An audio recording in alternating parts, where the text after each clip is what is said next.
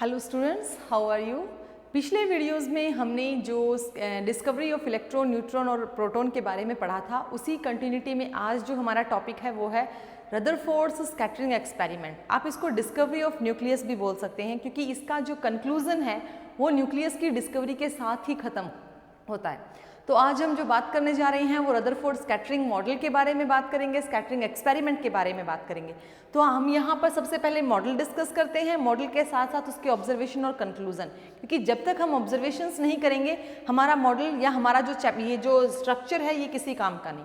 सबसे पहले हम ये देखना चाहते हैं कि रदरफोर्ड ने क्या बताने की कोशिश की और उसने जो बेसिक चीज़ें क्या ली हैं जिनके कारण उसका ये कंसेप्ट जो है ये जो बहुत सक्सेसफुल रहा, जिससे एक बहुत ही इम्पॉर्टेंट यूँ लगा लीजिए एटॉमिक पार्टिकल के बारे में हमें पता चला कि न्यूक्लियस होता है, एटम के सेंटर में होता है, क्या होता है, कैसे होता है।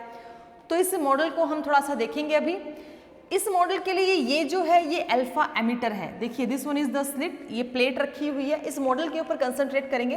This is the radio active element, ये एक रेडियो एक्टिव एलिमेंट है। रेडियो एक्टिव, ये कोई भी रेडियो एक्टिव एलिमेंट हो सकता है। मैंने यहाँ पर रेडियम लिया है, ठीक है, रेडियम लिया है। इसको अल्फा एमिटर बोला जाता है, अल्फा एमिटर, क्योंकि ये अल्फा जो पार्टिकल्स हैं उनको एमिट करता है। अब अल्फा पार्टिकल्स क्या होते हैं, कैसे एमिट करते हैं? देखिए अल्फा पार्टिकल्स जो होते हैं उनको हम अल्फा पार्टिकल्स को जो हीलियम आयन होते हैं उनको हम अल्फा पार्टिकल्स बोलते हैं। दिस वन He2 पॉजिटिव, इनको हम अल्फा पार्टिकल्स बोलते हैं। इनको हम डबली आयोनाइज्ड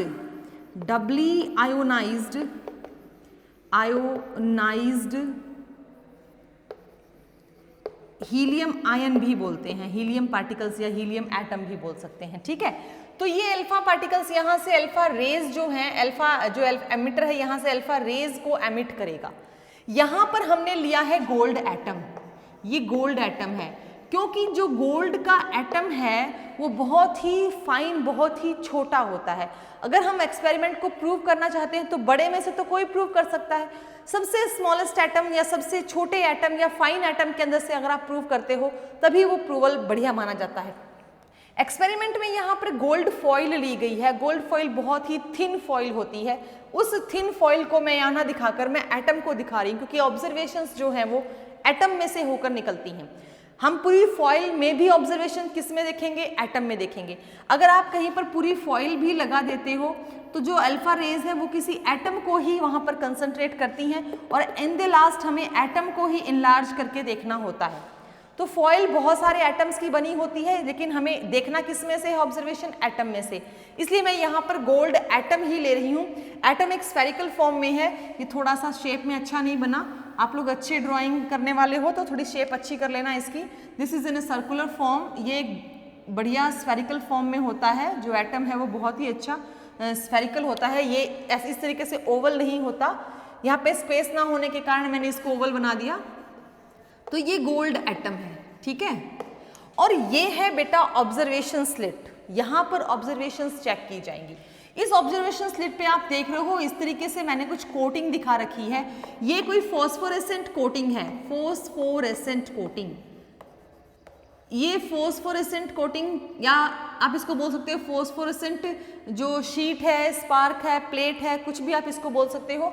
तो फॉस्फोरेसेंट कोटिंग जो होती है ये एक्चुअल में कलर इम्पार्ट करती है। जैसे जिंक, ZnSS ले लीजिए, जिंक सल्फाइड ले लीजिए।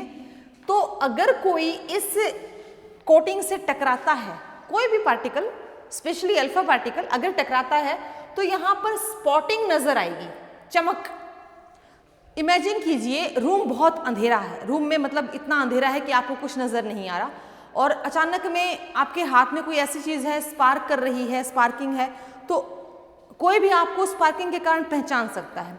बिल्कुल ही ऐसा यहाँ से होता है कि यहाँ से अगर कुछ एमिट हो रहा है या कुछ भी हम छोड़ रहे हैं, बम्बार्ड कर रहे हैं, तो वो यहाँ आकर स्पार्क करने लगता है, और वो स्पार्किंग, वो स्पॉटिंग यहाँ पर कलर्ड नजर आएगी, ग्रीन कलर की, रेड कलर की, किसी भी कलर की नजर आएगी, तो हम पहचान जाएंगे कि यहाँ से कुछ भी अंधेरे में निकला है और वो यहाँ टकराया, यहाँ टकराया, यहाँ टकराया है, या फिर यहाँ टकराया। जहां भी जाकर वो स्ट्राइक करेगा वहां पर ही स्पॉटिंग होगी। हम उस स्पॉटिंग को पहचान जाएंगे कि भाई इसने सीधा वहां स्ट्राइक किया।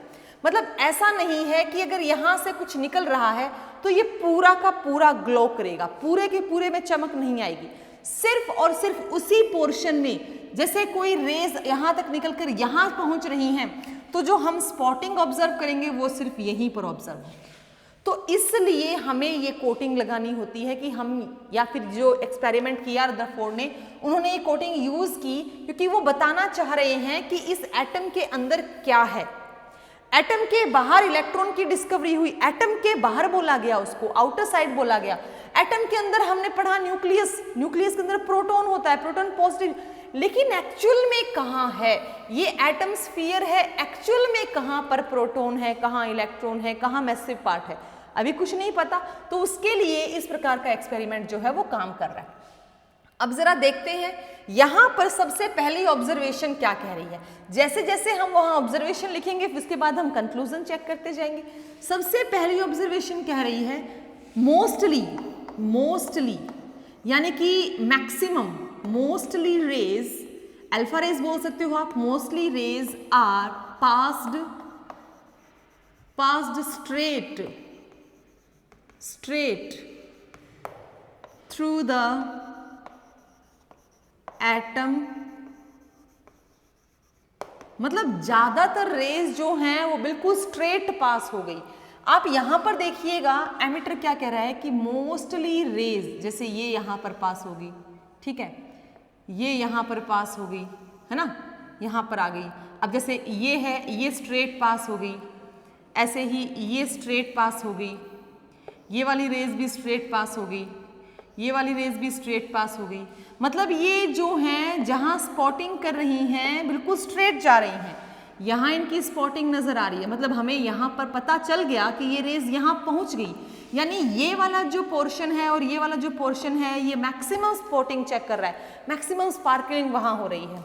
तो इससे क्या कंक्लूजन निकला कि इतने हिस्से में, मतलब इतने हिस्से में और इतने हिस्से में, बीच का मैंने अभी कुछ बनाया नहीं, यानी जिस हिस्से पर मैंने आपको स्पॉटिंग कहा है कि मैक्सिमम है, मैक्सिमम भी कितनी, अप टू, ये कितनी स्पॉटिंग देता है, अप टू 95% तक, 90 to 95% तक यहाँ पर ही इन दो हिस्सों में ही मैक्सिमम स्पॉटिंग नजर आती है। तो इसका क्या कंक्लूजन निकला, इसका कंक्लूजन निकला कि मोस्ट ऑफ द स्पेस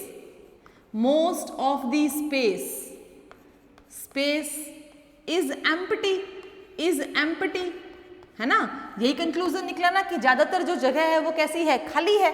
अच्छा, उसके बाद क्या कह रहा है कि जो दूसरी रे बच गई, कुछ जो रे हैं इसके बाद वाली रे जो है ऐसे हैं, ये जो रेज हैं ये थोड़ी थोड़ी क्या हो गई, डिफ्लेक्ट, थोड़ी क्या हो गई, डिफ्लेक्ट, इस तरीके से डिफ्लेक्ट हो गई।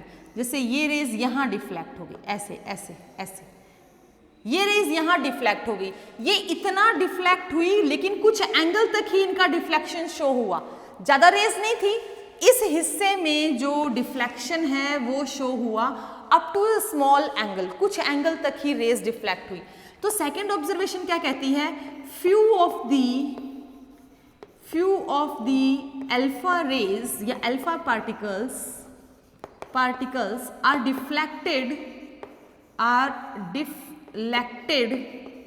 to a small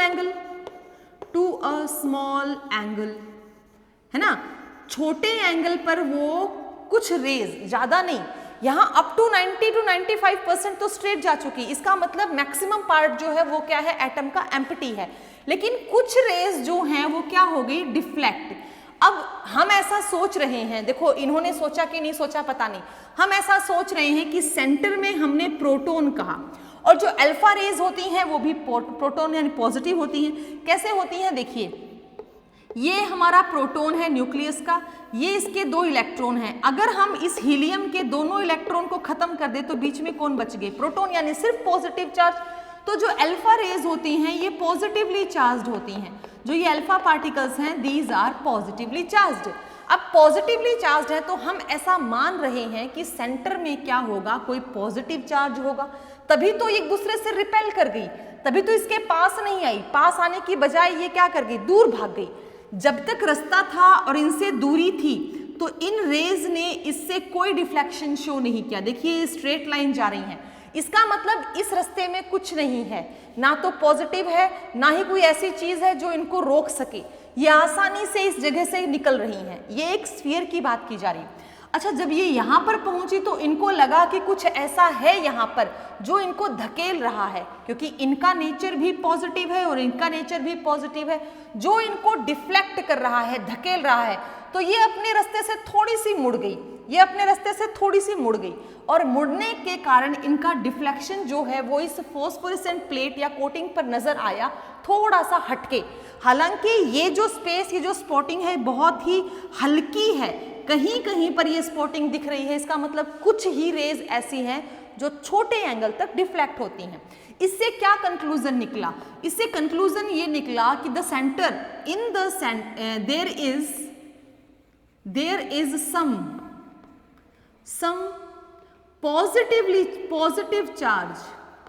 देखो, ऐसा हम मान रहे हैं, positive charge in the centre, कि सेंटर में कोई पॉजिटिव चार्ज है, centre of an atom. Atom के सेंटर में कोई पॉजिटिवली चार्ज्ड पार्टिकल है, जिसके कारण ये कुछ हद तक या कुछ एंगल पर ही क्या हो गई, डिफ्लेक्ट हो गई। ठीक है, यहां तक बात समझ में आ रही है? तो हमने दो ऑब्जर्वेशन देखी, थर्ड ऑब्जर्वेशन देख रहे हैं। थर्ड ऑब्जर्वेशन कह रहा है कि जब हम इस स्पॉट की एनालिसिस करते हैं, जब इस कोटिंग की एनालिसिस करते हैं, तो एक हिस्सा ऐसा है यहाँ पर इतने हिस्से में हमें कोई भी रंग नजर नहीं आता, कोई भी स्पॉटिंग हमें नजर नहीं आती, एक ब्लैक मार्क नजर आता है, चाहे हम कितनी ही अल्फा पार्टिकल बम्बार्ड करवा लें।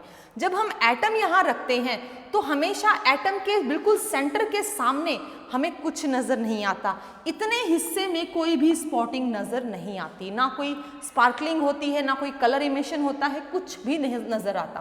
कहने का मतलब ये है कि जो ये इस प्रकार के पार्टिकल्स हैं, ये जो रेज है जो सेंटर तक होती हैं, यहाँ पर कुछ है, हमें नहीं पता क्या है, पर यहाँ पर जो कुछ भी है, जब ये रेज से निकलना चाहती है, ये इसको निकलने नहीं देता और ये वापस इसी रास्ते पर मुड़ जाती है। देखिए, आएगी यहाँ तक, यहाँ पर आकर वापस उसी रास्ते से मुड़ जाती है, जैसे जिस रास्ते से गई उसी रास्ते से वापस आ गई। तो इसको बोलते हैं डिफ्लेक्ट बैक। लेकिन ऐसा बहुत कम होता है। ऐसा कब होता है? 20,000 में से कोई एक ही अल्फा रे ऐसी होती है जो वापस आती है, और ये रे कंक्लूड कर रही है कि यहां पर कुछ है, ताकि ये आगे जा ही नहीं पा रही, जिसके कारण ये आगे जा ही नहीं पा रही, और यहाँ पर कोई स्पॉटिंग, कोई लाइट हम देख ही नहीं पा रहे, हम ऑब्जर्व ही नहीं कर पा रहे कि यहाँ पर कोई पार्टिकल आता है, स्ट्राइक करता है और हमें वो ऑब्जर्वेशन मिलती है। तो हमारी थर्ड ऑब्जर्वेशन क्या है? अ वेरी फ्यू, बहुत कम की बात हो रही है, very few, that is out of 20,000 only one is deflected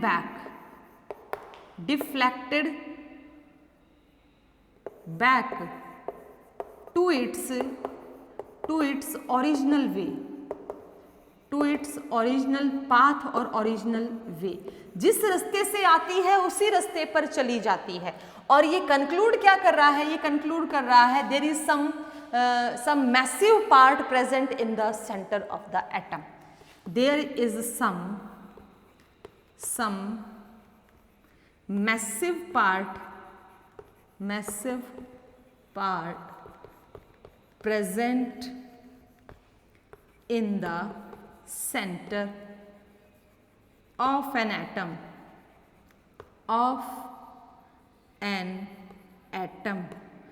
called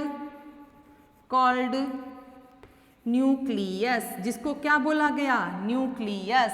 बाद में रदरफोर्ड ने उसको नाम दिया कि वो मैसिव पार्ट ही हमारा क्या है? न्यूक्लियस है, जो ऑब्स्टेकल कर रहा है इन अल्फा रेज को इस एमिटर तक आने के लिए। इस ऑब्जर्वेशन पर हम ये बोल सकते हैं कि अल्फा स्कैटरिंग एक्सपेरिमेंट जो है वो डिस्कवरी ऑफ न्यूक्लियस भी हमें दे रहा है। So this experiment gives the nucleus, discovery of nucleus. तो यहाँ तक देखिए बेटा, हमने ऑब्जर्वेशंस की, हमने कंक्लूजन किए। अब हम इसके बाद इसके कुछ मतलब इंपॉर्टेंट पॉइंट्स और इसकी ऑब्जर्वेशंस के साथ कुछ इसके ड्रॉबैक्स और देखते हैं। एक बार आप इसको नोट डाउन कर लेंगे, आप इस एक्सपेरिमेंट को एक बार समझ लेंगे कि क्या बोल रहा है ये एक्सपेरिमेंट, ये किसी भी एटम पर एप्लीकेबल क्यों नहीं किया। सबसे पहले गोल्ड फॉइल क्यों ली, क्योंकि थिनेस्ट फॉइल है, बहुत पतली होती है, इसलिए हमने सबसे पहले उसी एटम से या उस एटम से ही जो रदरफोर्ड ने ये स्कैटरिंग एक्सपेरिमेंट करवाना ज़रूरी समझा। उसके बाद न्यूक्लियस की डिस्कवरी हुई और हम इस प्रकार के ऑब्जर्वेशन को ऑब्जर्व करते हैं। एक बार इसको आप राइट डाउन कर लीजिए ताकि मैं आपको इसकी यूजफुलनेस और ड्रॉबैक्स करवा दूँ।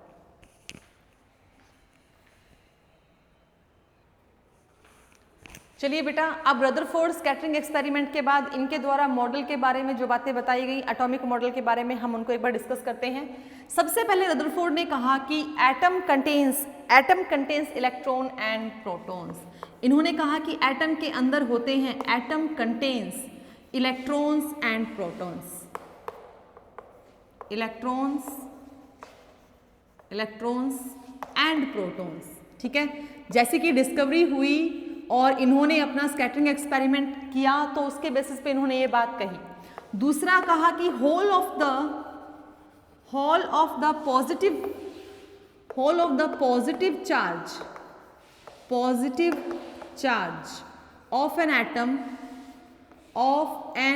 Atom is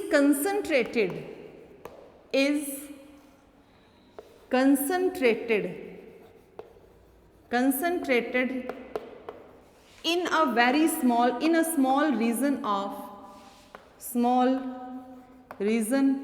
of atom।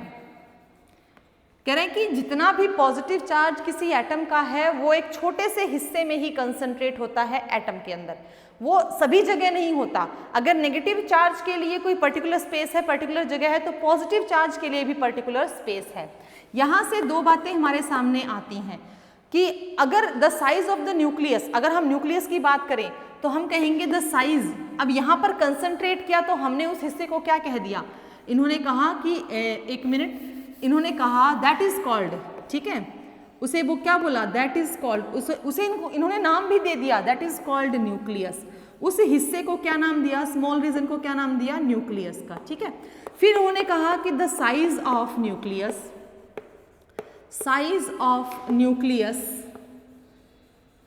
is very small as compared to size of atom, ठीक है। न्यूक्लियस का साइज एटम के साइज के कंपैरिजन में बहुत छोटा होता है। That is radius of nucleus is 10 to power minus 15 meter and radius of atom is in order of 10 to power minus 10 meter। कितना छोटा होता है, देखिए अगर ये कोई प्लेग्राउंड है, ये कोई बड़ा सा प्लेग्राउंड है, तो इस प्लेग्राउंड के सेंटर में रखी हुई एक फुटबॉल, ठीक है, खूब बड़ा प्लेग्राउंड है, उस प्लेग्राउंड के सेंटर में रखी हुई एक football.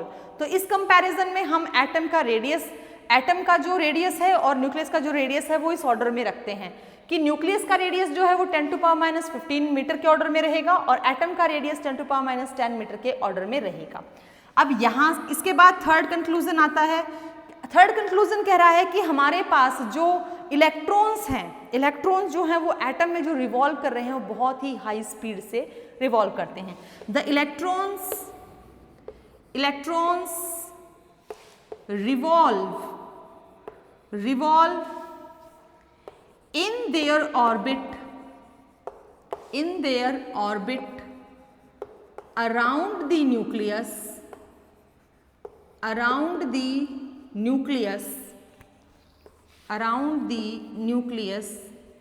with very high speed,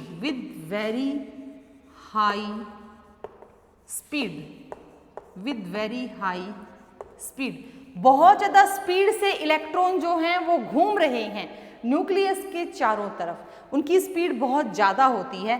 तो ये तीन जो उसने एटॉमिक मॉडल के पोस्टुलेट्स दिए, रदरफोर्ड ने ये तीन बातें बताई कि एटम के अंदर ये चीजें होती हैं, इलेक्ट्रॉन होते हैं, प्रोटॉन होते हैं, सेंटर में न्यूक्लियस होता है और न्यूक्लियस के अंदर सारा पॉजिटिव चार्ज कंसंट्रेट होता है और जो इलेक्ट्रॉन्स हैं वो बहुत ही स्पीड से घूमते हैं और न्यूक्लियस का साइज एटम के कंपैरिजन में बहुत छोटा होता है। तो बेटा रदरफोर्ड एक्सपेरिमेंट से हमें जो कंक्लूजन लेना था वो न्यूक्लियस की डिस्कवरी का लेना था। आई होप आपको ये डायग्राम और आपको ये कंक्लूजन समझ में आ गए होंगे। आप इसको अच्छे से समझिए, समझना ही ज़्यादा ज़रूरी है, रट्टे मारना ज़्यादा ज़रूरी नहीं है कि कितना एंगल डिफ्लेक्ट होती हैं, कौन सी रेज कहाँ तक जाती हैं, हम उनको कैसे पहचानते हैं और एटम में क्या क्या चीज़ कहाँ पर है। एटम में इलेक्ट्रॉन जो है वो पेरिफ्री पर होते हैं, सेंटर में प्रोटॉन और न्यूट्रॉन होते हैं जिनको कंबाइंड हम न्यूक्लियस कहते हैं, जहाँ पर सारा पॉजिटिव चार्ज होता है क्योंकि इलेक्ट्रॉन पर नेगेटिव, प्रोटॉन पर पॉजिटिव और न्यूट्रॉन पर कोई चार्ज नहीं होता। तो सेंटर किसका बना? सिर्फ और सिर्फ पॉजिटिव चार्ज का। ठीक है, till then write this and learn this.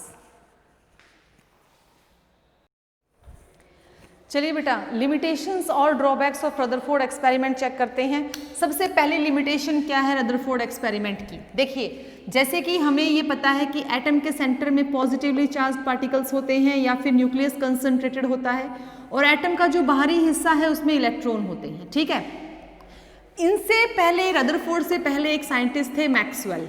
ठीक है, मैक्सवेल ने कहा कि जब इलेक्ट्रॉन, जैसे कि रदरफोर्ड ने अपने कंक्लूजन्स में कहा था कि इलेक्ट्रॉन्स जो हैं वो बहुत हाई स्पीड से घूमते हैं, अकॉर्डिंग टू रदरफोर्ड इस इलेक्ट्रॉन को घूमना चाहिए। भाई रास्ता तो यही है, यही जगह है, जब इलेक्ट्रॉन अपने ही एरिया में, अपने ही ऑर्बिट में घूमेगा तो वो जाहिर सी बात है कुछ अमाउंट की एनर्जी भी एमिट करता हुआ चलेगा ना। अब मैक्सवेल कहता है कि वो अगर एनर्जी एमिट करता है, वैसे तो उसकी एनर्जी एक ही ऑर्बिट में कांस्टेंट होनी चाहिए, लेकिन अगर वो एनर्जी एमिट करता है तो थोड़े समय के बाद उसकी एनर्जी धीरे धीरे कम हो जानी चाहिए। ठीक है ना, ये रदरफोर्ड ने तो कह दिया कि इलेक्ट्रॉन चल रहा है, घूम रहा है, एनर्जी एमिट कर रहा है, लेकिन मैक्सवेल कह रहा है कि भैया ये बताइए अगर एनर्जी एमिट कर रहा है तो उसकी एनर्जी के अकॉर्डिंग जो कंक्लूजन है वो ऐसा कुछ आना चाहिए। भाई इलेक्ट्रॉन, ये हमारा न्यूक्लियस है, इलेक्ट्रॉन ने यहाँ से चलना शुरू किया, ठीक है, और वो एनर्जी एमिट करता हुआ जा रहा है। जैसे जैसे वो घूमता चलेगा तो उसका रास्ता कमजोर होता चला जाएगा, मतलब उसका रेडियस घटता चला जाएगा क्योंकि उसकी एनर्जी कम हो गई और वो न्यूक्लियस की तरफ अट्रैक्ट होना शुरू हो जाएगा। एट द लास्ट जैसे जैसे उसकी एनर्जी कम होती जाएगी वो किस में कोलैप्स हो जाएगा? जाकर न्यूक्लियस में कोलैप्स हो जाएगा। भाई जैसे जैसे इलेक्ट्रॉन की एनर्जी खत्म हो जाएगी, क्योंकि वो चलेगा तो इलेक्ट्रॉन अपनी एनर्जी को भी एमिट करता चलेगा, तो लास्ट में वो इलेक्ट्रॉन यहाँ न्यूक्लियस में जाकर मिल जाना चाहिए, स्मैश हो जाना चाहिए, खत्म हो जाना चाहिए। बट ऐसा नहीं होता। रदरफोर्ड के अकॉर्डिंग ऐसा हो जाना चाहिए, लेकिन मैक्सवेल कहता है कि इलेक्ट्रॉन एनर्जी एमिट करता है लेकिन कोलैप्स नहीं होता, कोलैप्सिंग नहीं होती। एनर्जी एमिट जरूर करता है लेकिन कोलैप्सिंग नहीं होती। तो ये इसका पहला ड्रॉबैक था कि उसके अकॉर्डिंग तो कोलैप्सिंग हो जाएगी इलेक्ट्रॉन में, इलेक्ट्रॉन जो है न्यूक्लियस में जाके मर्ज हो जाएगा, खत्म। बट ऐसा नहीं होता और ये आगे जाकर हमारे लिए नई डिस्कवरीज का रास्ता खोलता है, जिसको हम बोहर्स मॉडल में पढ़ेंगे कि इलेक्ट्रॉन ऐसे ना चल के अपने ऑर्बिट से और दूसरे ऑर्बिट में जंप करता है, कैसे करता है, एनर्जी शेल्स किन्हें कहते हैं, ये सारी बातें हम नेक्स्ट टॉपिक जो है बोहर्स मॉडल में पढ़ने वाले। ये सबसे पहला ड्रॉबैक था। दूसरा ड्रॉबैक क्या था? दूसरा ड्रॉबैक था कि अगर एक इलेक्ट्रॉन एक ऑर्बिट में है, ठीक है, एक इलेक्ट्रॉन एक ऑर्बिट में है, तो और बाकी सारे इलेक्ट्रॉन्स का डिस्ट्रीब्यूशन कैसे हो? मतलब पहला ड्रॉबैक तो हो गया एनर्जी कंसिडरेशन को लेकर, दूसरा हो गया uneven distribution, distribution of electrons का अनइवन डिस्ट्रीब्यूशन, यानी कि पहली शेल में 2, दूसरी में 8, ऐसा डिस्ट्रीब्यूशन कैसे होगा? ये रदरफोर्ड के एक्सपेरिमेंट से बिल्कुल भी समझ में नहीं आता कि इलेक्ट्रॉन्स को डिस्टिंग्विश कैसे करेंगे, डिफरेंशिएट कैसे करेंगे, उनको डिस्ट्रीब्यूट कैसे करेंगे। तो ये इसका दूसरा ड्रॉबैक था। तीसरा ड्रॉबैक था कि ये जो है स्कैटरिंग एक्सपेरिमेंट्स नहीं देता, या लगा लीजिए स्पेक्ट्रम शो नहीं करता। Do not show any spectra, do not show any spectra किसी भी स्पेक्ट्रा की कोई डिटेल स्टडी, स्पेक्ट्रा मैं आपको बता चुकी हूँ कि एनर्जी का होता है, इलेक्ट्रॉन एनर्जी एमिट करता हुआ आगे कूदता है, पीछे आता है तो कुछ एनर्जी निकलती है, हमें वो एनर्जी किसी न किसी रूप में दिखाई दे रही होती है, तो उसको हम स्पेक्ट्रा या स्पेक्ट्रम बोलते हैं, ठीक है। तो किसी प्रकार के स्पेक्ट्रा या स्पेक्ट्रम की कोई डिटेल्ड इंफॉर्मेशन रदरफोर्ड के द्वारा नहीं दी जाती। इन सब इंफॉर्मेशंस को हम स्टेप बाय स्टेप या हायर क्लासेस में, इवन 11th क्लास में हम इनको डिटेल में करेंगे। अभी आपके लिए इतना ही सफिशिएंट है। You just study about the model, about the conclusion, observations and the limitations, atom, atomic model and all, ठीक है। इतना ही आपको इस चैप्टर में करना है। देख लीजिए, याद कीजिए।